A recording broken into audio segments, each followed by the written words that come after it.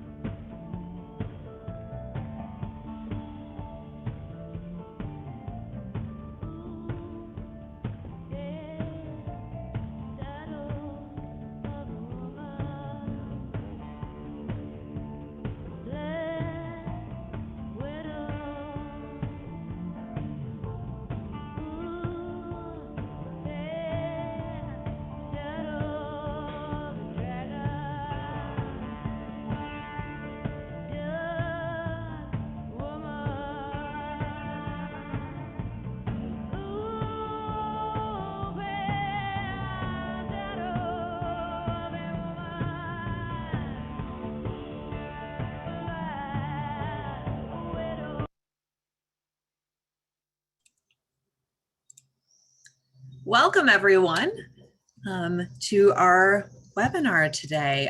We will be having a robust discussion today, and I'm pleased that you'll all be joining us. As said previously, please in the chat box put your name, organization, and the state that you're joining from. Also, which ASTO learning community you are a part of. Next slide, please.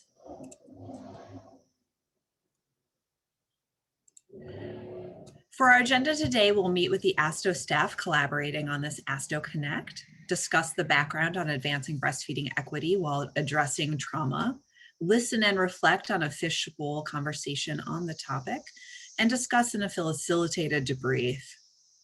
We'll also close out today with some additional resources. Next slide, please. Thank you. I'm pleased to introduce the ASTO teams collaborating on today's webinar, which is a fantastic partnership between the Family and Child Health, Social and Behavioral Health, and Meetings teams. Next, we'll hear opening remarks from Christy Mackey, ASTO Vice President of the Community Health and Prevention Team, which oversees Family and Child Health, and Lindsay Myers, who's the Vice President of the Social and Behavioral Health Team. I'd like to now turn it over to Christy. Next slide, please. Great, thank you so much, Ellen. Today we're going to be providing just a brief overview and purpose before we get started. And we're looking to be able to provide our breastfeeding learning community and SPAN, State Physical Activity and Nutrition State teams, as well as our Average Childhood Experiences ACEs teams and other attendees with the opportunity to learn how trauma or traumatic factors such as COVID-19 and ACEs can impact the breastfeeding experience. We'll also be sharing risk and protective factors and effective trauma-informed strategies to support breastfeeding mothers and persons. Our expectation today is that this ASTHOConnect will provide current approaches and any collaborations between breastfeeding and mental and behavioral health programs. Next slide, please. Just to give a little bit of a level set for everybody who is on the Connect today, the American Academy of Pediatrics recommends that infants be exclusively breastfed for 6 months, with continued breastfeeding while introducing appropriate complementary foods for a year or longer. Of important note on this slide, you'll see that the benefits of breastfeeding for infants, lower rates of ear, gastrointestinal, and respiratory infections are associated with breastfeeding. Also of importance, that fewer than 74% of non-Hispanic Black infants are ever breastfed. This is compared with Asian infants at 90%, non-Hispanic white infants at almost 87%, and Hispanic infants at 84%. Next slide, please. This project builds on 4 successful years of ASTHO's breastfeeding learning community. The first cohort was in 2014 to 2018. ASTHO used its learning community model to support 18 states and the District of Columbia. We worked on reducing barriers to breastfeeding using 3 evidence-based strategies. The first cohort of states piloted or enhanced systems-level strategies focusing on policy, data, and strategic partnerships, all designed to be sustained and spread across the states. The teams worked collaboratively with our breastfeeding coalitions, task force, and/or hospital associations, and participated in peer-to-peer learning opportunities where states were able to collaborate, and the connectedness between them allowed them to learn from one another. Fast forward to today, ASTHO has continued our collaborative learning community model to support 16 state physical activity and nutrition, or SPAN, recipients to increase their capacity to implement evidence-based breastfeeding programs, practices, and services in 3 focused areas. Those being increasing practices supportive of breastfeeding in birthing facilities, providing access to professional and peer support breastfeeding, and ensuring workplace compliance with the federal lactation accommodation law. Next slide, please. This map illustrates the states that are now participating in the SPAN and ASTHO breastfeeding learning community. Within these 16 states, 9 participated in round 1 for last year of the ASTHO State Innovations to Advance Breastfeeding and Health Equity Grant. In round 2, in April of this year, Minnesota was awarded the innovation funding and is the latest addition to the innovation grantees.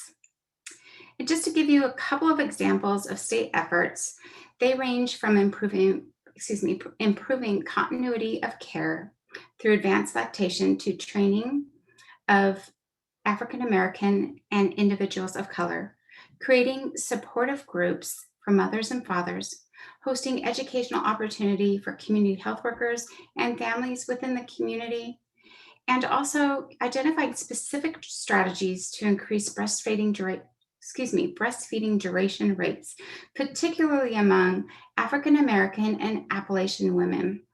And this was done through conducting focus groups with women in these communities.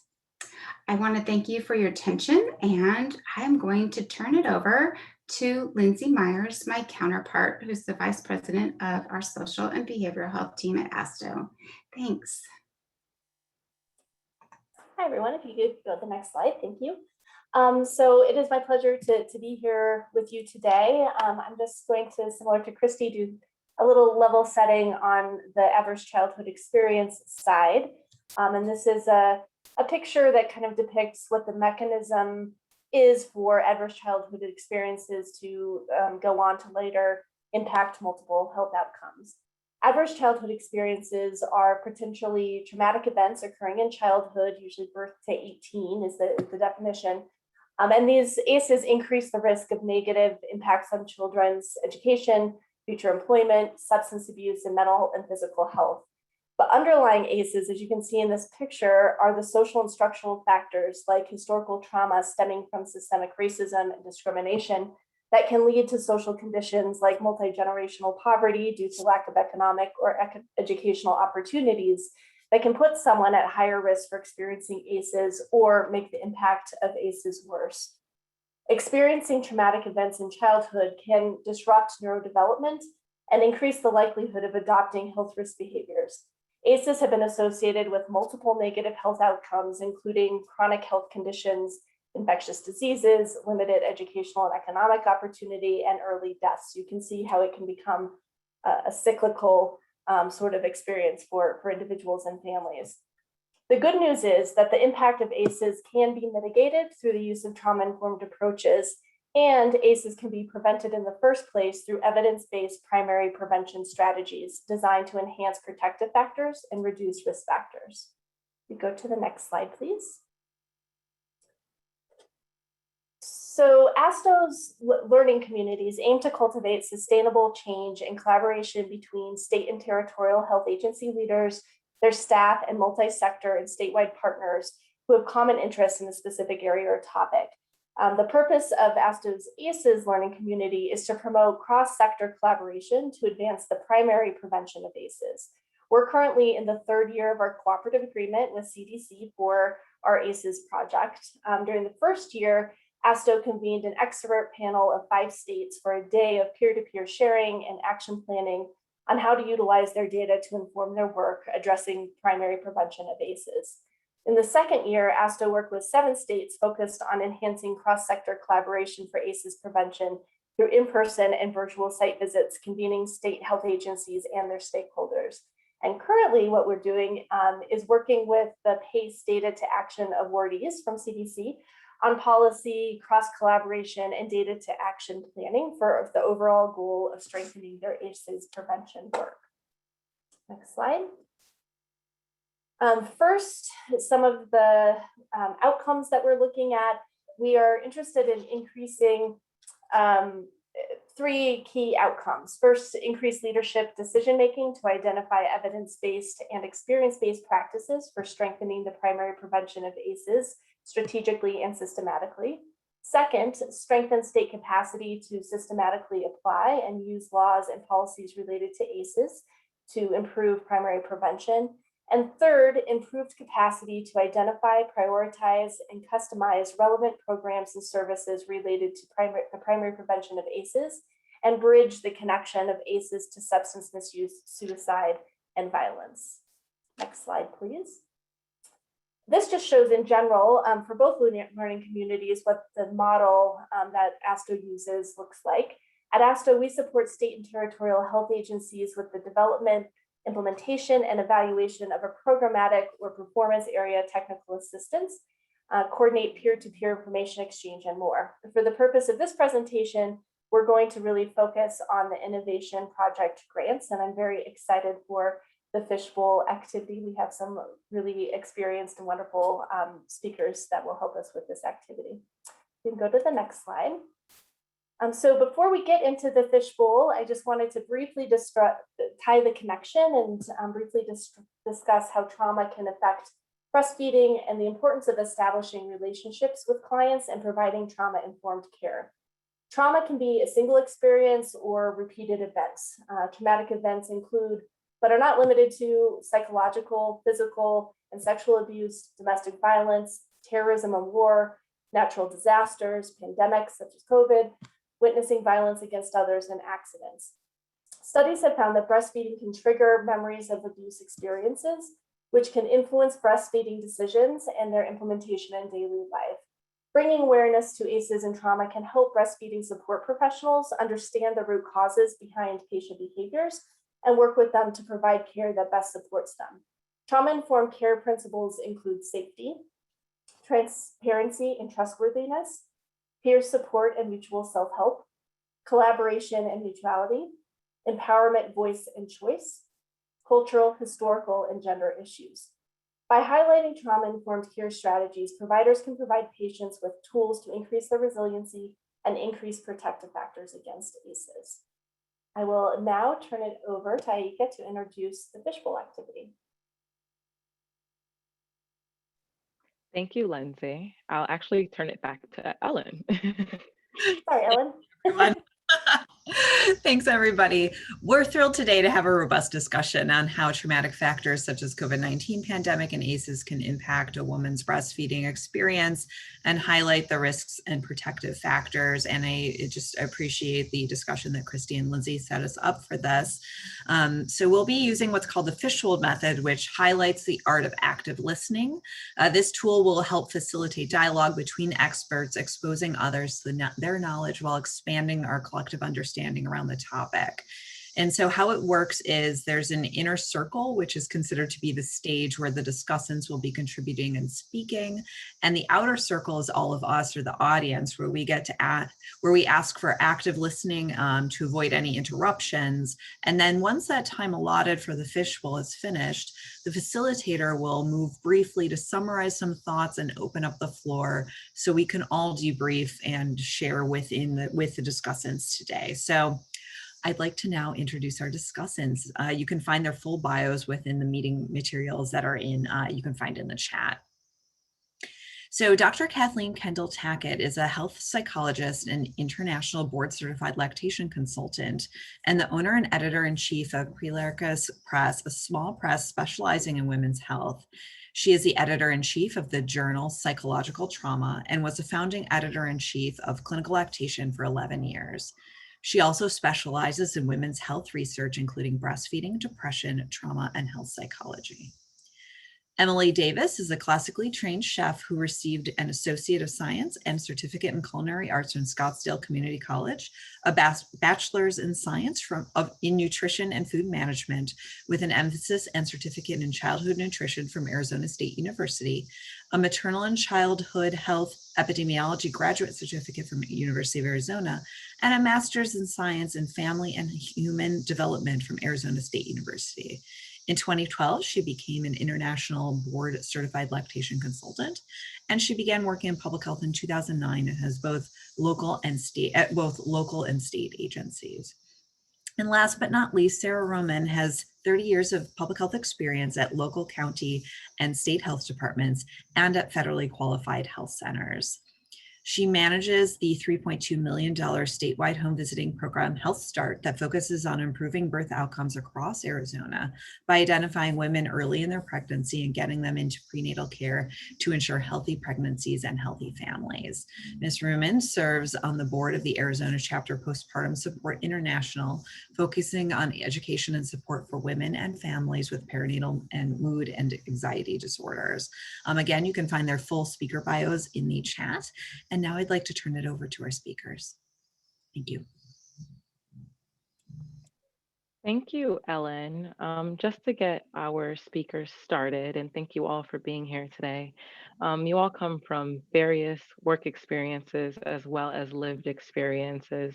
So I really want to bring to the floor, can you describe how traumatic factors can impact and the different impacts that it can have on breastfeeding parents and their experiences?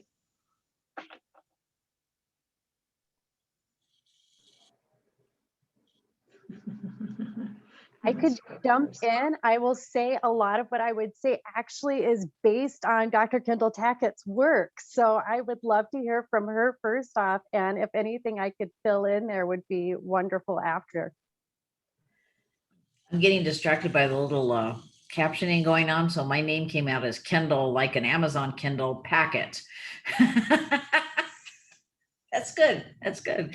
Well, trauma can influence breastfeeding in a lot of ways, of course, because, it may influence women's relationships. It may influence the stability of their relationships. Are they in a loving and, helpful partnership, or are they in a relationship where they feel like they have a lot of trust and there's not a lot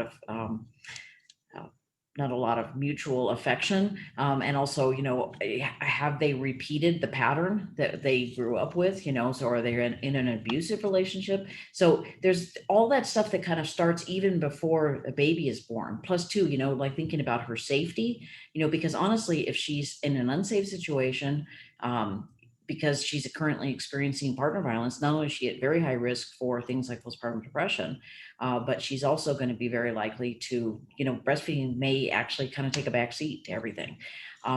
Now, that being said, and there may be certain things that are kind of difficult in, various situations for somebody who has a history of adverse childhood experiences.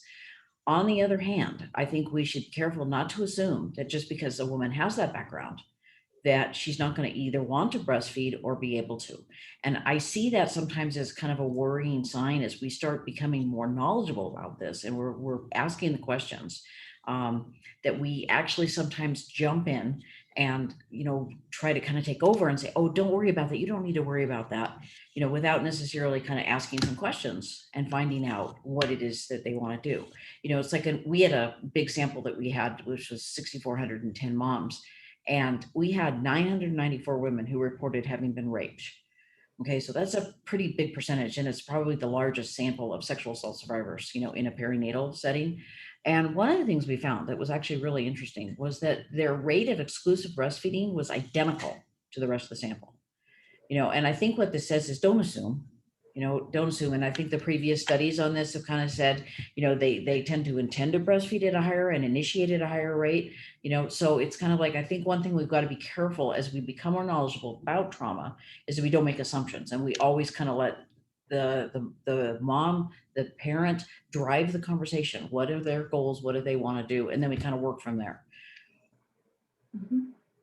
I think in the home visiting programs that we have in Arizona, some of the data reflect strong intentions to breastfeed. And like Kathleen indicated, is that we need to ask permission to talk about these things and to always set a breastfeeding goal.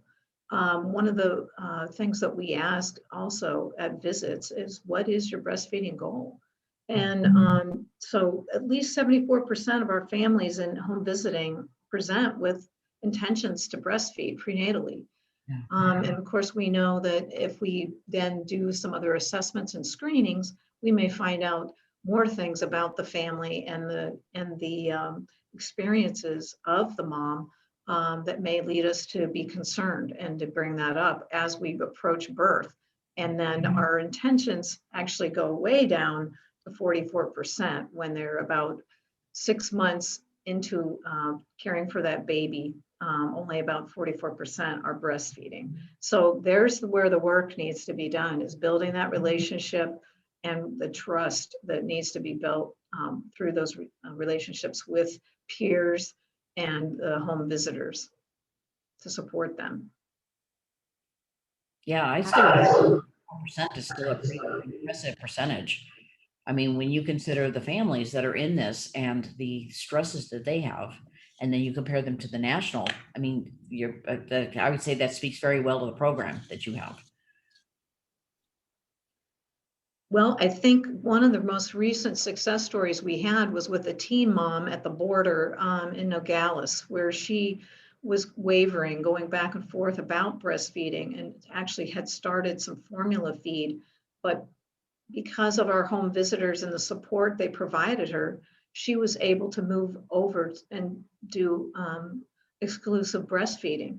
And so that alone just shows you what can be done and the difference one person can make in that person's life to change and have a healthier infant. Yeah. Yeah. Yeah, knowing some of the stats that ASTHO did share with us to kind of set up this framework for this conversation just definitely plays into what potential parenting goals are out there, what potential infant feeding goals are out there, and what potential reception of information they're at, and then integrating in some of those trauma-informed care tenets and those core components of it, building the safety aspect of it, having, much like Sarah was saying, those peer aspects to it. We have now breastfeeding peer counselors throughout our entire state at all WIC agencies. That right there, just to have somebody checking in and affirming efforts, no matter the result, and celebrating each and every feed is so rewarding to just push either for another day or celebrate what was achieved today and say, let's take on tomorrow when tomorrow comes kind of mentality. And it's something that we definitely build into our trainings. And then as we support throughout the breastfeeding journey, whether it's with additional support, intervention, and devices, or just celebrating through peer and moving on to the next step. Mm-hmm. Yeah, but the importance of the breastfeeding peer counselor, I just can't say enough about. It makes such a difference, and it's one of the reasons why I've always thought it was important that we educate our peer counselors about this, about depression, about trauma, because these are folks that are never going to darken the door of a mental health provider. You're just not going to ever see that, but they'll tell their peer counselor, or they'll tell their WIC coordinator, because those are the people in their life. And so it's kind of like we need to all stay in our lane in terms of our scope of practice. But if we have knowledge about it, we can make sure that we, help connect them to the resources that they need. And I think that's what's really important. And I think that's, one of the things that I've always tried to do is really try to educate the folks that are really going to be the most likely to hear these stories from the moms. Because I mean, that's one thing that, I was actually just uh, talking about this yesterday when we had our little walkthrough. It's one of the things that was kind of interesting is, gosh, I'm sorry, I kind of lost my train of thought. How people like ask about this, because I always say, well, should you just come right out and ask? And I've told providers for years, I said, yeah, you can go ahead and ask. They're probably going to tell you no till they know you. And a lactation consultant just told me the other day, she said that, oh yeah, she said this one time she had it on her intake form. So every time she talked to this mom, she asked 10 times in a row, 10 times in a row, the mother said no. The 11th time she finally told her.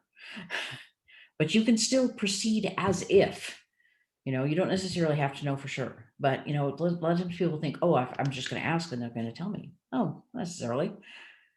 No, sometimes just means I don't know you. I don't know what you're going to do with this information. And I don't know if I really trust you at this point. Yeah, absolutely building into the conversation. And again, just leaning back on those core components of the trauma informed care to everybody, because eventually somebody is going to take that outstretched hand. And I so appreciate you touting the peer counseling program. Here in Arizona, we have amazing leadership for it. I'm very excited that my colleague actually joined us and is watching from the outside of our fishbowl, because she just does such great work with her peer counselors.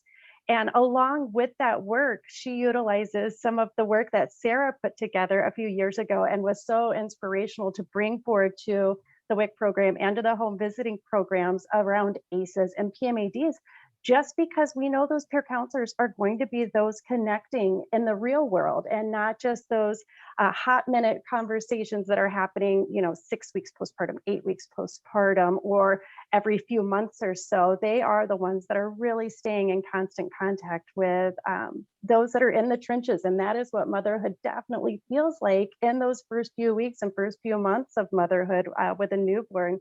And then to throw in any kind of traumatization, emotional duress, any depression, any other thing that can inflate that even more. So I'm just so relieved that we do have a program like that statewide now. Yeah, no, it makes such a difference in home visiting. I mean, the stats on home visiting programs are fantastic. Every time there's been an evaluation, we see it helps with everything. It helps with, with mental health. It helps with child abuse prevention. It helps with breastfeeding rates. It helps with just across the board. So, I mean, the fact that, the families in your state have this kind of support, I think is just really incredible. Between the peer counseling and the home visiting program is just amazing. It's going to make a difference, and you say 44%, are still breastfeeding. It's like, I think that's better than the national where people actually have, access to resources. So I think you're doing a fantastic job. Well, like Emily said, it's such a great collaboration because many of our clients on home visiting are also receiving WIC. And so this flow of support by the home visitor, and then there's always a lactation consultant available, usually at the local county health department through the WIC or through the community health centers. And if there's direct help needed, there it is. And then one of the things, and I know we'll probably get to this later, but one of the things that the federal MICV home visiting programs in our bureau also offer is training to our home visitors to become an IBCLC. So every year of our grant for the last 9 years, we've been setting up a specific cohort of individuals that qualify to sit for the IBCLC and go through that training and then sit for the test. And so we've been able to increase that capacity as well through those home visiting dollars. So it's really been great. And then that collaboration with WIC at all times has worked well. Yeah, no, and it's wonderful because I mean, if there's been anything that, I've seen sometimes in other states as a limitation sometimes of home visiting is a lack of understanding about breastfeeding. So the fact that you're bringing that piece in, I think is really so important. Mhm. But I feel like the lack of understanding isn't specific to state facilitated programs or even federally facilitated programs. Thinking about some of the higher educational pieces that are developing providers, healthcare people, those working with so many different professional capacity, and they're not hearing much about what that first food could look like or is. I know as a nutrition professional, I had the lecture a lecture around breastfeeding. And so when we started to look at that and what that looks like for developing staff development for training staff and recognizing that a lot of staff are coming to the WIC program either right out of high school in a paraprofessional development or right out of college as a new dietitian, what does that look like for them to support these moms? And again, such a fragile state that they may be in. So we evaluated what can we do to kind of fill some of that gap, just knowing that there's lots of area once you get in there, but you're going to be in contact a little bit sooner than later. And so we actually stratified out our training and modeled it after an EMS approach. And thinking about breastfeeding, especially being as a first responder to it and thinking about those first few days of life, it really meets that model pretty well as an EMS now breastfeeding aspect of it. And so we have our 8-week training timeline. And within that, we provide just 12 hours of basic breastfeeding as they're going through other nutritional training, as they're going through the PMAD, the ACEs, they're going through other nutrition through the lifespan and just overall clinic practices. After they kind of get out of that space as a new employee, then we go back and we try and enhance it that much more. And we provide a 5-day, 32-hour training and really get into when there is trauma there. We kind of touch on trauma. We incorporate some of those core components into the initial basic training, but we get more into the counseling aspect of it. And then how to also have those discussions around when perhaps a milk expression strategy comes in because there is trauma and she doesn't want to latch at the breast or whatever else may be going on. After that, we stratify it out to our high risk professionals, and we have our very intensive special ops training is what we call it. And it is a 1 day for those that are meeting with complications and concerns with breastfeeding. And all of that again ties back into just in general, soft skills, basic breastfeeding, and then really getting in some of those trauma-informed care components. Mhm. That's a pretty amazing model, actually. What a great idea. EMS came up with it. Yeah. we replicated and inserted into our training program. Yeah, and EMS would know trauma, certainly. Yeah, no, that's a really good model. I'm quite impressed. One of the things that Emily has touched on that was a vision of the previous WIC director in Arizona, Linda Yee, and became a hallway conversation and an idea that formulated into the development of several courses that we developed online that then also piggybacked with WIC. Were the ACEs trauma informed care kind of course for an hour that then also morphed into one for WIC and then one on PMAD. And we also have one on NAS right now. But in any event, these visions that, that were created in the hallway with discussions became actual training modules over just a short period of time. And we have home visitors take all these classes. And I know they also, under the WIC train format, have all the WIC new staff take classes. But it's just one way that with a systems approach that we could address this and knew that it was needed. And I think that was just so instrumental in bringing this to the forefront and how important it was for us to educate our first line workers on the topics. You know, I'll tell you something that's been striking me with listening to the two of you talk is it's like I do not see uh, medical training anywhere near this. You know, it's not. And in fact, there was an article that came out a couple of years ago, and it was saying that pediatricians had actually lost faith in breastfeeding. They were saying all the right things. Breast is best, oh, exclusive breastfeeding, but they had actually only about 47% of them actually thought breastfeeding could actually work. You know, and oftentimes the first strategy, anytime there's any sign of a problem, is it's immediate formula, you know, which of course just a lot of times for many mothers, they just see, okay, well, I guess it's not going to work, you know, and we don't know actually sometimes the ways that people communicate about breastfeeding, you know, and how the mothers hear it. And so, you know, it's like I'm, you all are like tackling these issues. You're looking at the mental health, you know, you're looking at the trauma piece, and it's like versus the argument that I get on the other side of the scale is, oh, we don't want to open up Pandora's box. And so, you know, here you coming along with people with associate degrees and bachelor's degrees and high school degrees, and they're tackling this. And it's like, that's impressive. That's so impressive. And it just shows what actually can be done, you know, when there's a will to do it. Mhm.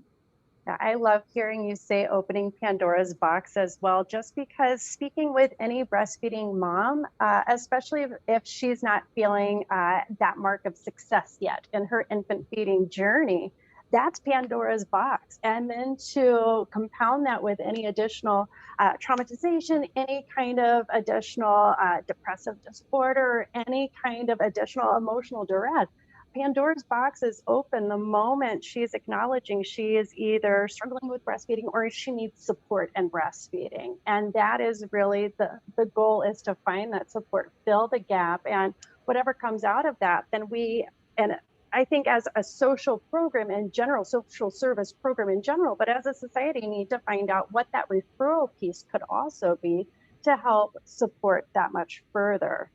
So more than one touch point is definitely the key, because it is Pandora's box.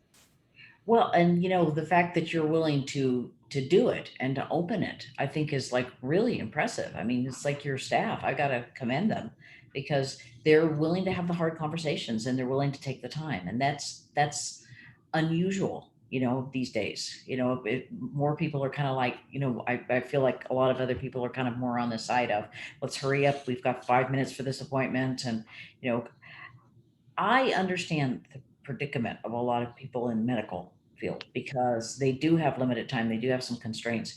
What I would ideally like them to do though is recognize the problem and refer it to the people who will actually sit down and take the time, you know, and I think that that model actually really could work. I think is doable, you know, within the stuff that's already there.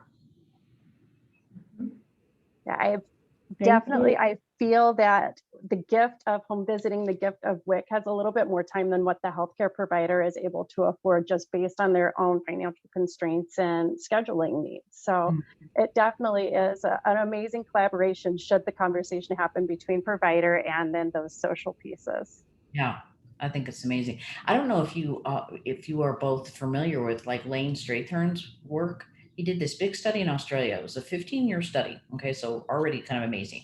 Over 7,000 mother infant pairs. And what they looked at was child abuse rates. And so out of that seven, it was like 7,200, I think, mother infant pairs. They had about 500 documented cases of child maltreatment. Okay, so maternal perpetrated, either abuse, physical abuse, or neglect. What they discovered is that if a mother breastfed for 4 months or longer, that she was 3.8 times less likely to neglect and 2.6 times less likely to physically abuse. I mean, it's like you can kind of see how this sets up for the next generation. You know, you were talking in that, you know, with that pyramid about the intergenerational effects. Mhm. And you definitely see the intergenerational effects. You know, somebody maybe experienced abuse in their own life and then they ended up with an abusive partner. And, you know, sometimes to cope with that, they may abuse substances, you know, so it's the A stuff. And then you see how that gets passed on to the next generation. But how can you break that cycle? You know, one way to really break that cycle, and we know that also protects mothers' mental health, is if we get them successfully breastfeeding. That is like an amazing gift. As I said, it kind of does all three. It hits all the three things that I think are really important in the perinatal period. And I think when people sit there and say, well, it doesn't really make that much difference, I want to say, what studies are you looking at? It kind of depends on what you're looking at. If you're looking at, say, using human milk versus formula, you may just see, in some cases, a slight edge. It's still in many ways so much better. It's like, I don't want to dispute that, but it's like sometimes people say, well, it's only like a 10-point difference in IQ. It's like, something like that. They'll minimize it, but they don't understand the whole package. And that helping secure that strong attachment, that's actually one of the really big benefits. I think that's one of the things. The interesting thing that we found too is like when we looked with our sexual assault survivors and we combined like our data with breastfeeding, and we find exclusive breastfeeding actually is the thing that really is the big protective. But when I looked at the sexual assault survivors versus the rest of the sample, and we looked at exclusive versus non-exclusive breastfeeding, when you looked at those exclusively breastfeeding mothers, regardless of what group they were in terms of sexual assault, their anger and irritability level was like this, and it was like this for the women who were not exclusively breastfeeding. And it's like when you put that with Lane Strathern study, I mean, doesn't that make sense? If it's down regulating that hyperactive stress response, doesn't it make sense that they won't lash out at their kids? And it's like right there, that's such an amazing adaptive mechanism. So it's like, yeah, anything we can do, to encourage abuse survivors to break this cycle, I think is going to be helpful. And I found sometimes too, you probably have too, that sometimes women can't necessarily do it for the first baby, but if they get a little taste, they get the feet wet, then the next time they actually can. Yeah, absolutely. And they have the higher confidence the next time. I had one successful feed, I had a week of successful feeds, or I made it to this point, and they make it that much further in the next one, and they see the benefit of it. Hi, everyone. Thank you for this discussion. I wanted to share some observations and get into our audience to allow them some opportunity to sort of engage in this conversation with all of you. And so listening, to this, thank you again for sort of all of your thoughts and your feedback, and really just allowing us to be a fly on the wall as we observe and listen to all of you. I heard a lot about partnerships and innovative models, education, certification, and so making me think of all of these questions around what some of these system changes and these approaches that we can do to really get our field and these partnerships continuing to sort of scale up across the board. And so transitioning a little bit into our facilitated debrief. Deborah, if you're able to share the agreements for engagement slide, please. Thank you so much. I would like to invite everyone to sort of engage with our speakers and ask some questions. And so these agreements for engagement is just to remind folks to feel free to raise your hand or use some of the nonverbal tools on Zoom, and using a phrase such as "I'm complete" to indicate when you're done speaking, and also being mindful of airtime to allow others to sort of ask some questions and give a little bit of breathing room in the conversation. And again, it's an invitation, not an obligation. It's just opportunities to engage in our discussion. And so to kick us off, I wanted to ask Dr. Kendall Tackett, you talked a little bit about sort of the medical field and some of this innovation and this lag to sort of do this work. How can we, I guess, really think strategically to create systems and approaches that help funnel professionals to others who are able to provide some of the trauma-informed care and the strategies due to constraints like time and some of these other factors? What are some things and some strategies that we need to adjust in our systems to ensure that they're receiving the care that they need? I think one of the ways to do it, I think probably the primary way, is relationships. And it's kind of like with mental health providers, if they can go to individuals, or maybe they have a little group meeting, but if they can go to, practices or individuals and say, hi, this is what I do, and give out cards and say, look, this is something we can help you with, because, that's always something everybody kind of wants to know. I mean, they don't come out and say this a lot of times, but, a lot of times when they're listening to an opportunity, they think, what's in it for me? Well, what's in it for you is, being able to actually then provide a service that maybe you don't, by the constraints of your job, have the opportunity to do, and provide good support, for families who actually really need it. And so, I think part of it is just kind of forming those individual partnerships, because again, it really kind of comes down to trust a lot of times too. Do they trust that you're going to do a good job with their patients? Do they feel like that they can actually refer to you? And it doesn't always work, but I think a lot of providers would be thrilled to death to know that there is somebody who can actually handle some of these situations that they think are tricky. And so I think actually just, forming those partnerships and relationships, and it may just be on an individual basis within your community, that's a good place to start. Thank you. Absolutely. And I don't know if others have any other thoughts if they'd like to chime in and add as well. No, I mean, that was so complete as far as having the insight and allowing somebody to understand what it is you can fill, that need that you can fill for them, and really just help continue the conversation. And that's all a part of the continuum of care, which is such an integrated piece into healthcare to ensure that any one patient is seeing all of their needs being met. And whether it's starting off with the provider, the referral comes over to WIC or a home visiting, or some mental health professional, and then there is some sort of touchback, tie back into that provider. I mean, that is just ensuring that everybody is on the same page and moving forward to the positive health outcome that we hope for this dyad or this family.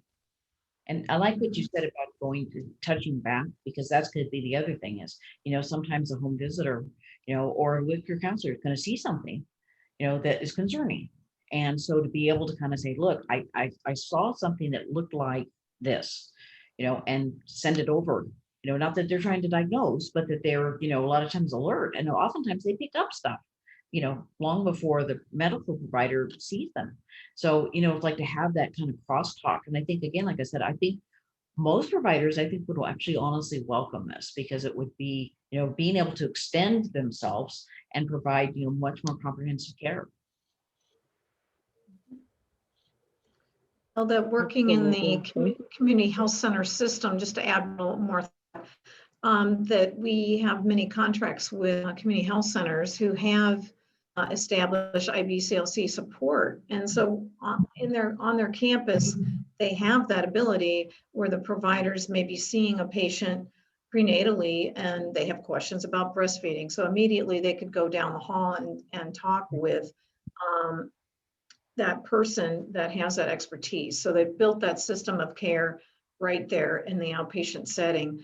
And that's to work really well for our clients that are associated with those kinds of systems, to have that support. And often they also have WIC on site as well. So it's just a very system approach that has built in trust among the providers and the paraprofessionals and professional home visitors that are there, available for them to get those services. Yeah, no, I think that's the ideal system. And, also, building in a mental health component to that, where it's just, you go down the hall. It's not this big deal, that you have to go see a mental health provider. It's just, they're part of the team and they work together, and, the people get passed back and forth. I mean, it really is a wonderful network of support, and it's like, I have said many times that I don't think many of these things are going to change until there is the will to fund some of these support networks, and I'm tickled to death to hear that in Arizona, this support network exists, and it's fantastic.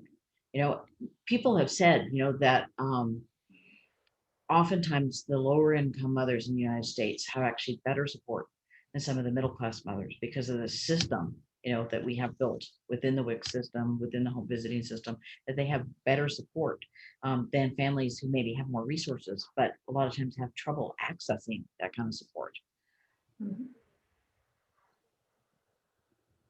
Well, I'm definitely looking into the model that Listen, Sarah was audience. referencing as far as those healthcare centers and the ability to have a warm handoff. I mean, that is just something that is with such great value. And considering how much it takes to get out of the house as a single person at times, and then throw in a little person with that, and that can definitely increase time and hassle. Yeah. I was just going to chime in and just remind the audience questions via chat or by unmuting as well. But you all are kind of making me think of a follow-up question kind of centered around this aspect of research. You made a comment earlier about there's so much research out there and the data is kind of telling us all of these things. So it seems to be there's still that lag and that lapse with translating that research into practice or policy recommendations. And so what recommendations and I guess what type of guidance do you guys all have sort of with our audience that's on the call?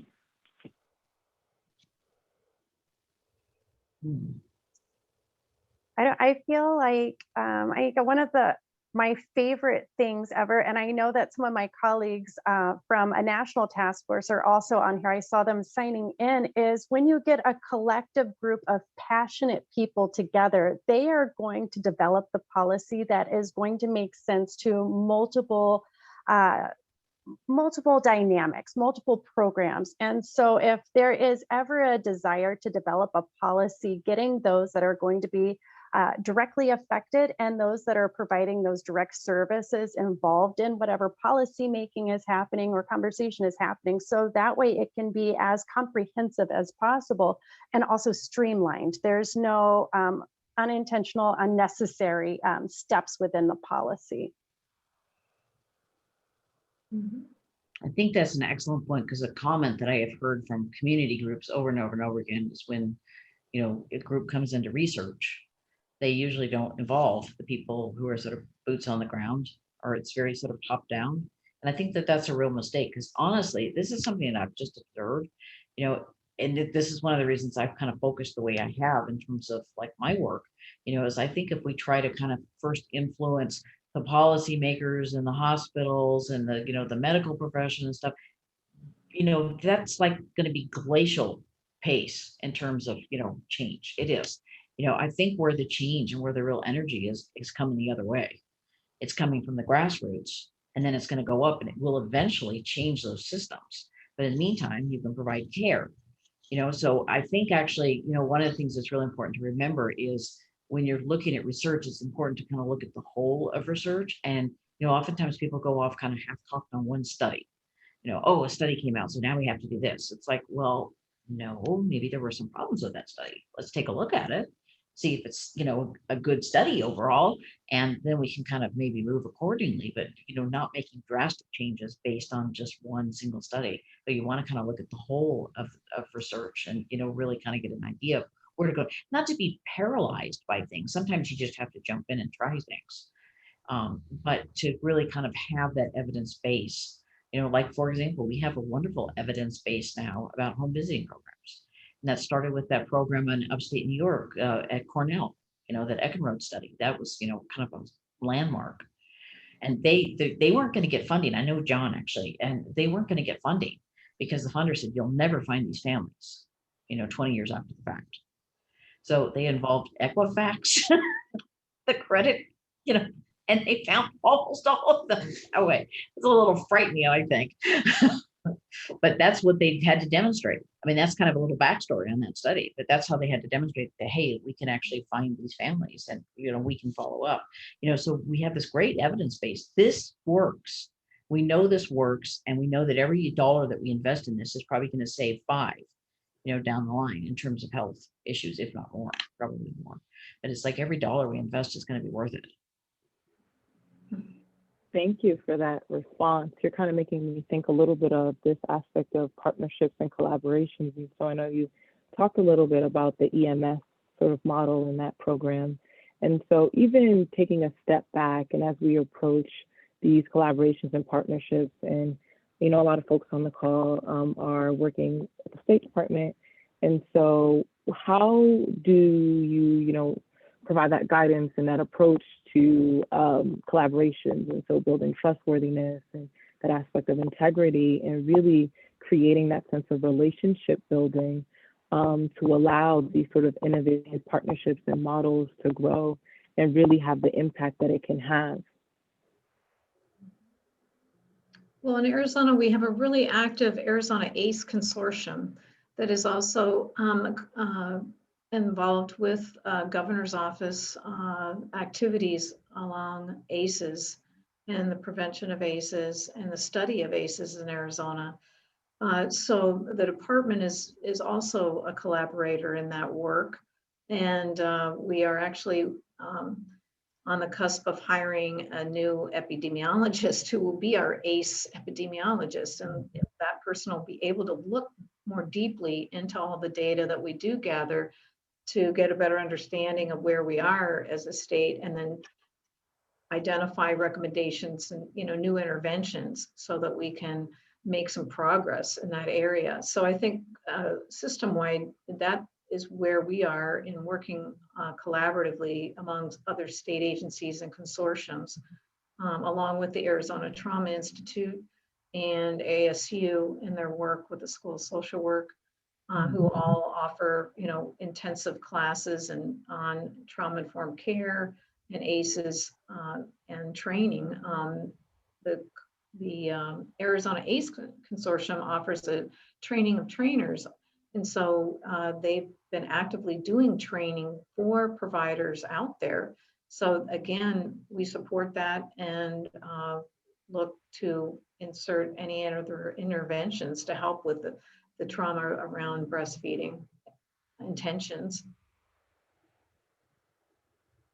Well, and I think to just elaborate on that a little bit more, the group that is, or I should say those individuals that are working with any one of the groups that Sarah just referenced are all champions for these missions. I mean, it is an email went out saying, hey, we're going to pull together a group who's interested in it. And it is people that truly have such a deep-seated passion in whatever the intervention piece is or the model and mission of any one of the groups that are functioning here in Arizona. It's really a beautiful collaboration across different agencies. Thank you. Thank you so much. And thank you all for this discussion and participating in our group. I'm going to transition a little bit to Deborah to start screen share some resources. And so we'll share this with the attendees on the call today. But we created a sheet that has a few resources, a little bit about some risk and protective factors and those frameworks and relevant resources around ACEs and trauma and breastfeeding from government agencies, as well as some of the mental health resources that we'd like to share. I also want to just close by asking all here, what's your biggest takeaway from today's session? Feel free to put your answers in the chat. And we'd love to sort of hear, after listening to all of this, where people are at and what they're really taking away from this space.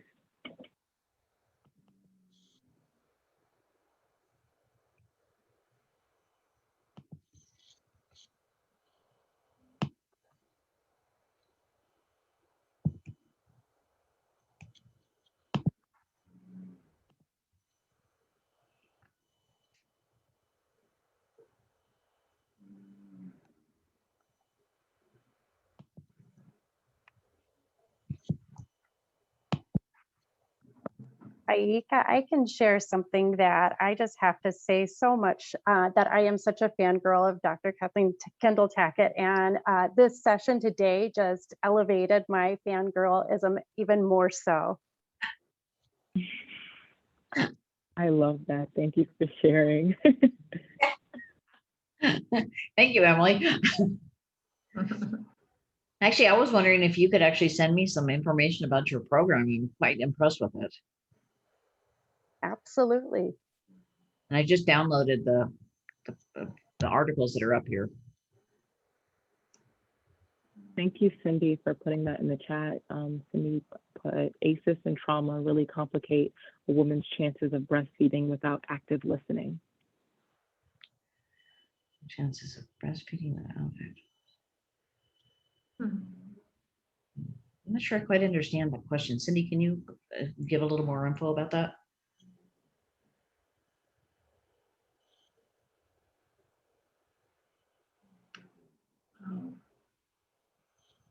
I won't, oh, let's see, understanding more about breastfeeding trauma. Okay. Ah, excellent. I was talking about active listening. I worked in the WIC clinic for many, many years, and we were working with the young mothers and some of the things that they were facing. One of the things that I noticed was often if you did some really active listening to them and really tried to pinpoint what their concerns were about breastfeeding, you could then sort of uh, zone in on, some try to address those concerns. Right. And so, and that was an interest of mine long before I got into working with women in breastfeeding. Was just, why didn't young women breastfeed? Why didn't teenagers breastfeed? That sort of thing. And in many cases, it was because they had experienced some type of sexual assault or trauma. Right. Yeah. So. And they sometimes Thank weren't you, Cindy. able to because of that. Yes. And I think Thank if you, Cindy, for there's that. the good news that I think we can give these young women, it's that yes, not only is it possible, there may be some challenges, but it's Uh-huh. not only possible, but it can really change everything. Mm-hmm. I'll share a really quick story with you. I had a woman who was in her 8th pregnancy, and she'd had several children removed from her home because her partner was the perpetrator of sexual assault against the children. And on her 8th pregnancy, she came to a course that I taught as part of our WIC series on breastfeeding, just promoting breastfeeding. And at the end of the conversation, at the end of the class, she asked me some questions, and I said, you just try it. You never tried it before. I saw her about 6 weeks later in the WIC waiting area, and she was breastfeeding that child.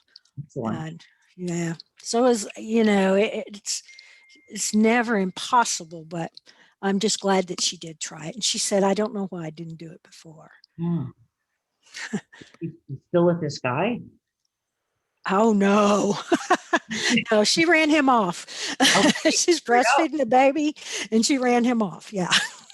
I think actually that really, let's not estimate the effect of oxytocin and that protective. Yeah. Yeah. Because I asked her where he was, and she said, oh, I got rid of him. That's what she told me. Wow. Good. Yeah. She wanted to keep this child. Her children had been removed from her. Yeah. So It's almost like it empowered her to be able to make that change. Exactly. Yeah. Yeah, that's awesome. Well, it's Yeah. like things we've learned from Dr. Kirsten Svoberg, who does all the oxytocin research. She said that we tend to think of it as the love and bonding and all that lovely stuff. She said, but it also can be the hormone of aggression because protect. Exactly. Exactly. Yeah. And Suzanne Colson told me a funny story one time because I told her that, and she said, "Oh yeah," she said, "Well, that explained this one mother that she had. I guess the baby had been born by cesarean, and they had taken the baby down the hall. And this mom was like newly post-op and basically came stomping down the hall and said, 'Where is my baby?'" That would be the other side of oxytocin. Yes. Yeah, that's I want to hop in here. Really, that's it's wonderful that she was able to do that. Yeah. Thank you for allowing me to hop share. In here. Yeah, I was just going to say thank you, Cindy, for sharing. We really appreciate the story and kind of bringing all of these pieces sort of together. Deborah, next slide, please.